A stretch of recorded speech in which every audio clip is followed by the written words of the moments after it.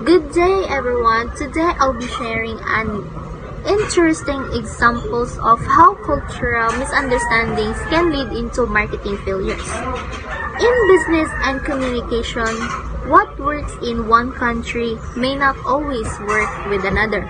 A simple translation's mistakes can completely change the meaning of a message, sometimes in a funny ways but also in a damaging ways for a company. To show this, let me present to you the case of Braniff Airlines and their slogans "Fly and Leather," which could turn into how big cultural blunder it is. This image shows marketing blunders by Braniff Airlines in 1987. In the US, the airlines promoted its new leather seats with their slogans "Fly and Leather."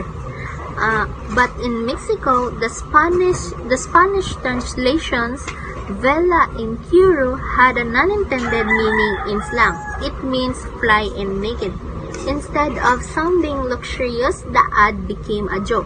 So, why it was a blunder? These mistakes happened because Braniff used a literal translations without checking a cultural slang. Instead of highlighting luxury leather seats, it created confusion and even embarrassment. This shows the failure to check the cultural meaning and context before using the same slogan with another language. And also, they violated key intercultural communication guidelines. First is failing to adapt the language to local context. The second one is ignoring slangs and double meanings. And the third one is not testing the slogans with native speakers.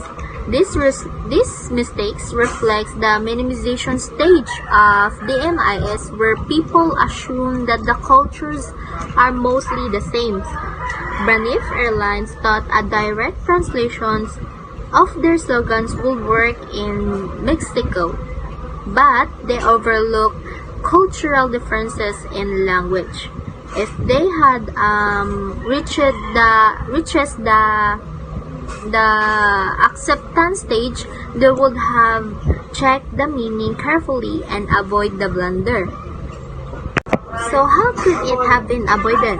First, Braniff should have hired local translators who understood the Mexican slang.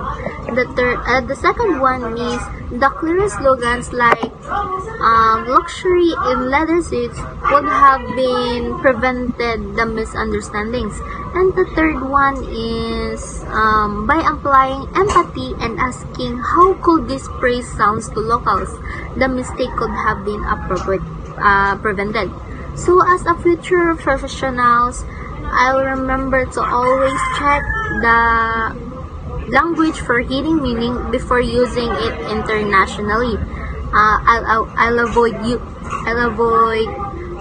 word for word and instead focus on cultural accuracy. This case shows me that how small word can change the entire meaning of the message across culture. So I must